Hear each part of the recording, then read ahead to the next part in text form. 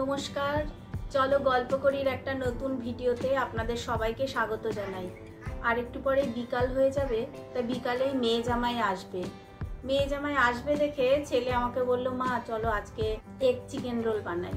Egg chicken roll বানানোর আগে আমি অনলাইন থেকে একটা ভ্যাকুয়াম ক্লিনার আর একটা রাইস কুকার অর্ডার করেছি, সেগুলো আপনাদের আগে দেখিয়ে নিই। প্রথমে ভ্যাকুয়াম ক্লিনারটা আপনাদের দেখাই।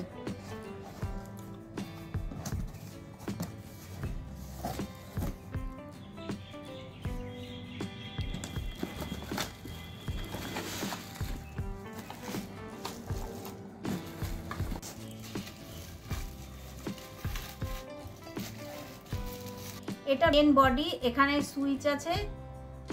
আচ্ছা, আর এখানে আছে কতগুলো পাইপ, আর এখানে আছে বিভিন্ন টাইপের হেড। বিভিন্ন জিনিস পরিষ্কার করার কাজে এই হেডগুলো লাগবে। প্রথমে এই পাইপটা আমি লাগিয়ে নিলাম। এর সঙ্গে এই হেডটা লাগালে আমরা ফ্লোর আর কার্পেট পরিষ্কার করতে পারবো। এবার এর সঙ্গে আবার আরেকটা পাইপ লাগিয়ে নিলাম। এটা অনেকটা এক্সটেন্ড হয়ে গেল। এটা দিয়ে আপনি দেওয়ালের যেখানে ধরুন হাত পৌঁছাচ্ছে না, সেখানে এইটা দিয়ে পরিষ্কার করতে পারবেন, ঝুল টুলগুলো পরিষ্কার করতে পারবেন। এই আর একটা পাইপ, এইটা লাগালাম। এর সঙ্গে এই হেডটা লাগালে আপনি বিছানা, তারপরে বালিশ, এগুলো সব পরিষ্কার করতে পারবেন।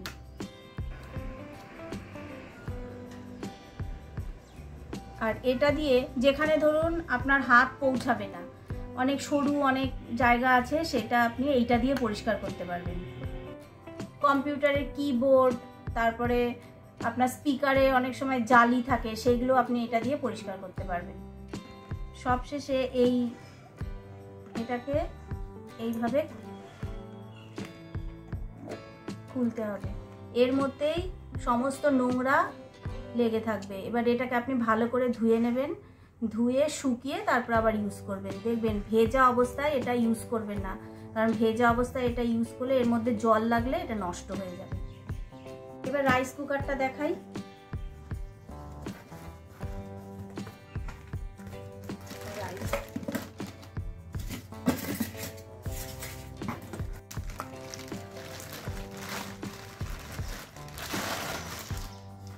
এটা রাইস কুকারের মেন বডি। এখানে সুইচ আছে, মানে ভাত রান্না হয়ে যাবার পর এটা অটোমেটিক বন্ধ হয়ে যাবে। এবার মনে করুন ভাত রান্না করার পর আপনি এটাকে আবার গরম করবেন, তখন আপনি এই কুকিং মোডে দেবেন না। কুকিং মোডে না দিলে এমনি আপনার খাবারটা গরম থাকবে। আচ্ছা, এইটা হচ্ছে রাইস কুকারের এই বাটিটা। এটা হচ্ছে দেখুন, এই রাইস কুকারের বাটিটা হচ্ছে নন স্টিকের। এবার নন স্টিক সেহেতু এখানে লাগার ভয় থাকে না। কিন্তু যদি এখানে অল্প ভাত রান্না করলে এটা লাগবে না, কিন্তু যদি আপনি একটু বেশি ভাত রান্না করতে যান, এইখান দিয়ে অল্প অল্প লেগে যেতে পারে। সেই ক্ষেত্রে আপনি এই জালিটা এখানে ইউজ করতে পারেন। আচ্ছা, এবার এখানে আপনি ভাত দেবেন, চাল টাল ধুয়ে এটা বন্ধ করে এখানে বসিয়ে দেবেন। এবার মনে করুন আপনি ভাতের সঙ্গে সবজিটাও একটু স্টিম করবেন। এই ভাতের সাথে ধরুন একটু আলু সেদ্ধ, পেঁপে সেদ্ধ, ডাল সেদ্ধ এগুলো দেবেন। তখন এখানে চালটা দিয়ে এই বাটিটা এখানে বসিয়ে দেবেন, দিয়ে এখানে আলু, পেঁপে, ডাল এগুলো সব দিয়ে এখানে এটা ঢাকা দিয়ে এখানে এটা বসিয়ে দেবেন। আচ্ছা, এটা শুধু ভাত রান্নার ক্ষেত্রে না, এটাতে আপনি মোমোও বানাতে পারবেন। এখানে যে জালিটা রয়েছে, এটার জন্য আপনি মোমো বানাতে পারবেন। এখানে রাইস কুকারটা যখন চলবে তখন আপনি কোনো স্টিলের হাতা বা স্টিলের চামচ এগুলো ইউজ করবেন না। সব সময় এই যে প্লাস্টিকের হাতা এর সঙ্গেই দিয়ে দেবে, দেখবেন প্লাস্টিকের হাতা অথবা হচ্ছে প্লাস্টিকের চামচ অথবা কাঠের চামচ ইউজ করবেন। রাইস কুকারে চাল দিয়ে দিয়েছি আর পরিমাণ মতো জল দিয়ে দিয়েছি। এবার এটার উপরে সবজি দিয়ে সবজিটা স্টিম করতে দিয়ে দেবো।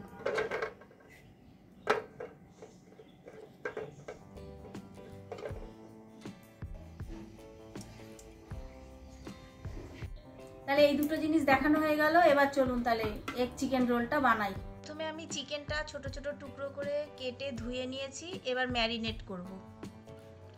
এর মধ্যে দিলাম কর্নফ্লাওয়ার, ভিনেগার, নুন, সয়া সস আর ডিম। এবার চিকেনটা ভালো করে মেখে ম্যারিনেটের জন্য রেখে দেব। ততক্ষণে রোল বানানোর জন্য আমি ময়দাটা এমনি সাধারণভাবেই মেখে নেব।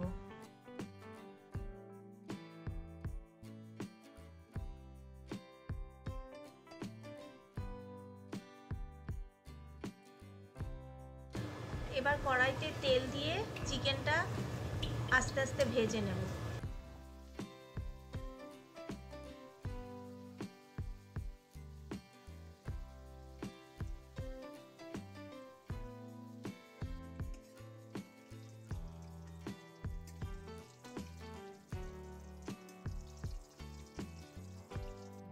এবার সস বানানোর জন্য ওই তেলের মধ্যেই পেঁয়াজ, tomato, chilli sauce, tomato sauce, soya sauce এবং নুন দিয়ে কষিয়ে নেব।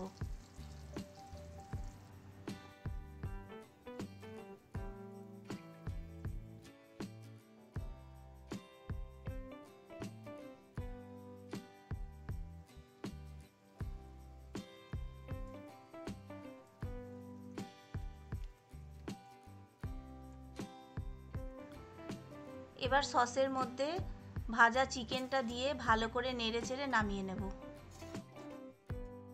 এবার রুটিটা ভালো করে সেঁকে ডিম দিয়ে ভেজে নেব।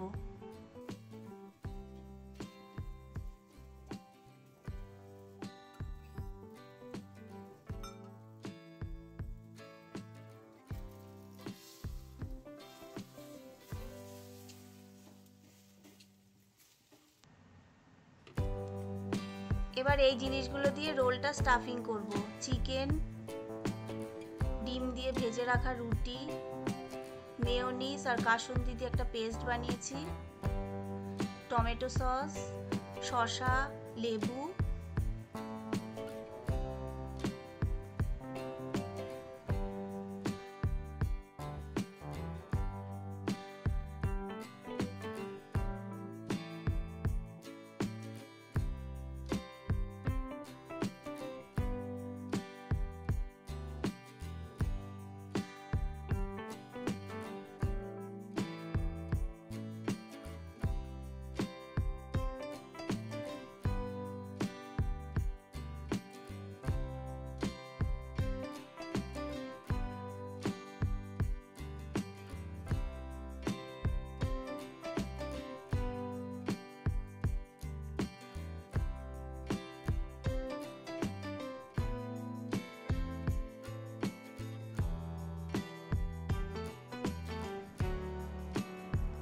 বানানো হয়ে গেছে। এবার ছেলে, মেয়ে, জামাইকে খেতে দেব।